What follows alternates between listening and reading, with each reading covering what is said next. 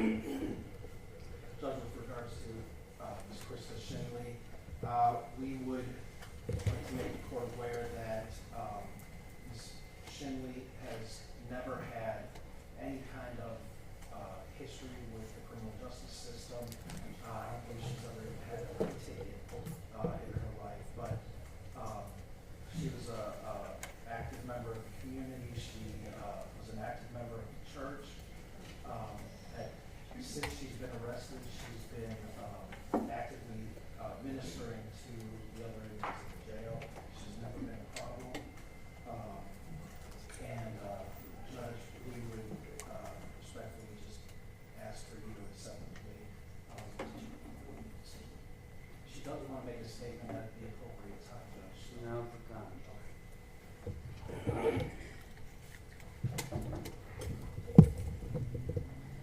I understand that many people came into contact with us through this case and they were affected negatively. And for that, I sincerely apologize to every single person. I know there's people that have no idea who they even are, and I'm very sorry for that. I'd like to apologize to all of our children. I know the older children have family around them who love them, and I'm thankful for that. And I just pray that God would bring the right parents along to be able to give the younger children a wonderful life. I know that the love of God is able to do many things, and I'm trusting Him with our children, and I'm just very thankful for this opportunity to be able to apologize for this prayer. Somebody, anything in mitigation? It looks like Ms. Schindley had a prior record probably coming into this. She's been continuously incarcerated since May of 2023. And this is a very tough and trying case around all of this. There's not been anything that's easy about this case. As the court's even seen through the process of jury selection and just the one day of testimony. This was a soul crusher, so to speak. But with this plea, I'd ask court to take into consideration that the Schindleys have essentially eliminated the necessity for the children to testify to go through any sort of cross-examination or other hardship. Also, then essentially now taking what would have been 2 weeks of trial now to just a week on this, and they have come forward and accepted responsibility in this case. So I ask the court to take note of that. Mr. Schindler, I believe, did want to make a statement. Mr. Schindler, please rise.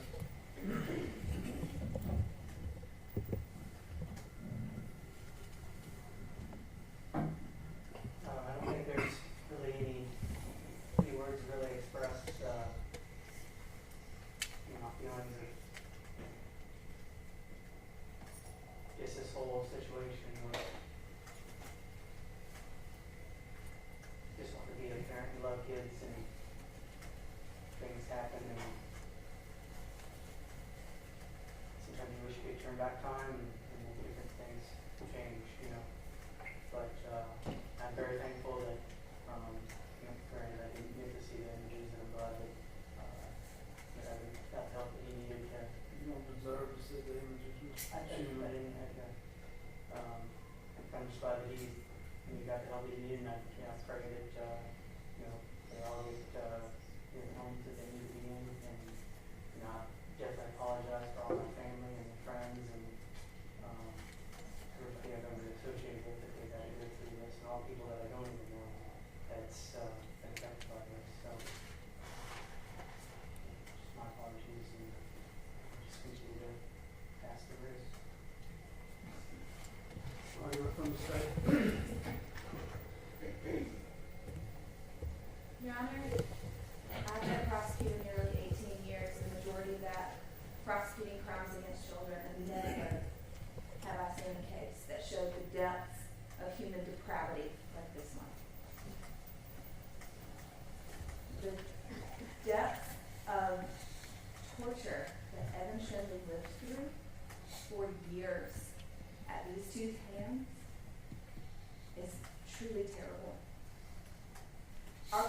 Constitution does not allow us to do the types of things to them that they chose to do on a child.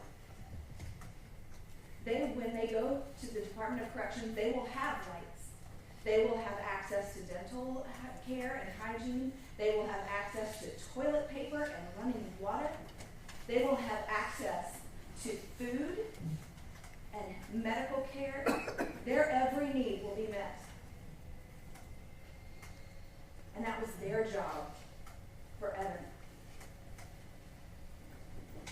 When he was placed with them, he was only 5 years old. By the time he was 10, he weighed 37 pounds because they systematically took everything from him. They took food, they took his health. He went from being in the 75th to 90th percentile in weight to 0.01 percentile by the time they were finished with him. This jury would have heard that. This jury would have heard from the dentist that had to extract his teeth. This jury would have heard from the endocrinologist that treated him that the only thing that made him look the way that he looked was malnutrition. There was not a thing wrong with his body other than the fact that it was starved. He was starved with food. He was starved with basic necessities. Most distressing, he was starved of his humanity. Because they constantly told him he was disgusting. They fed him rotten food and encouraged the other children to laugh at him. They told the other children that he was gross and not to spend time with him. They encouraged the other children to call him names. They called him names. Worthless, disgusting. That is what Evan Schindley lived with in that barren room that the court saw with the door locked from the outside. I know that the court cannot, in any means, do justice for what Evan Schindley lives through. It's not in our authority, and it is not here on this worldly plane. I am asking that the court do its very best to honor what Evan Schindley lived through, to honor what Ethan Tyler Schindley lived through, because what the court didn't hear from Ethan Tyler today is that he was used as a weapon against Evan, just like those younger siblings. He was required to enforce the rules, and as a child with autism, he did absolutely everything he was told to do. The time that he was cut with a knife, and he didn't tell the court this, was because he took a popsicle. Everything in that house centered around control, centered around the absolute obedience to the word of law. Well, the word of law does reign, and it reigns here in this courtroom, and it reigns from that bench. I'm asking you, speak it. Speak the word